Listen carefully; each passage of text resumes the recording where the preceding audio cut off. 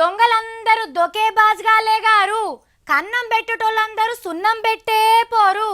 దొంగలందు ఈ దొంగక్కడు వేరయ్యా, నియతి గలవాడేరా నిక్కమైన దొంగ. విశ్వదాభిరామ తీన్మార్ సావిత్రి చెప్తున్నది సత్యమే సుమా. ఏంది కొత్త పద్యమని బీర్పోయి చూస్తుండ్రా?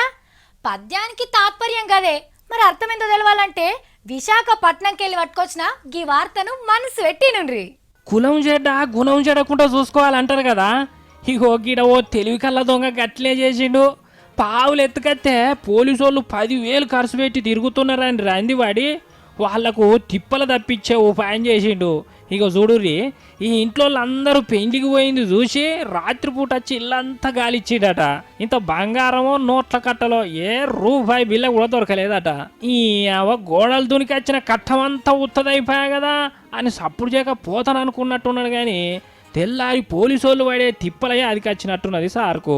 మళ్ళా ఆ ఇంట్లో వాయ్యో మా ఇంట్లో దొంగలు పడ్డరు, అంత బంగారం పోయింది, ఇన్ని పైసలు పోయినాయి అని కేసు పెడితే నిజమేననుకొని పోలీసు వాళ్ళు ఆగం ఆగం అగుడు తలుసుకున్నట్టున్నాడు ఈ మంచి దొంగ.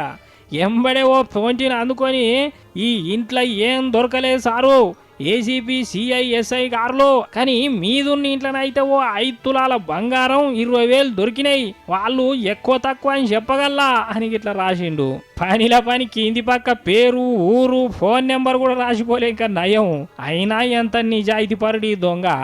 అందుకే మా కష్టాన్ని సర్కారు వాళ్ళ కంటే ఇంత చక్కగా అర్థం చేసుకుని దొంగ ఎవరో దొరకాలే, అందరం కలిసి ఆ మంచి దొంగతోటి సెల్ ఫోన్లల్లో సెల్ఫీ ఫోటోలు దిగాలే అని మస్తుగా తిరుగుతున్నారట విశాఖపట్నం పోలీసు వాళ్ళు.